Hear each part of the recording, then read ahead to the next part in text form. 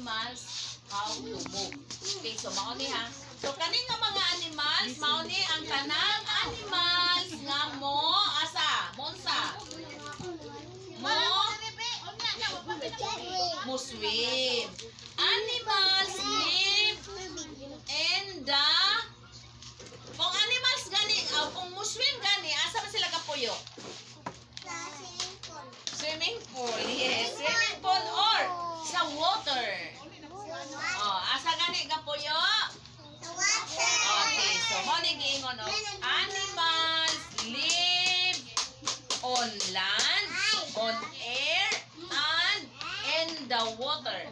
Okay, different animals. Uy, day, inday. Ibutang ka ni diha lang ga. Yan na mag-check. Okay. So, animals, where do animals live? Asa gapuyo ang mga animals?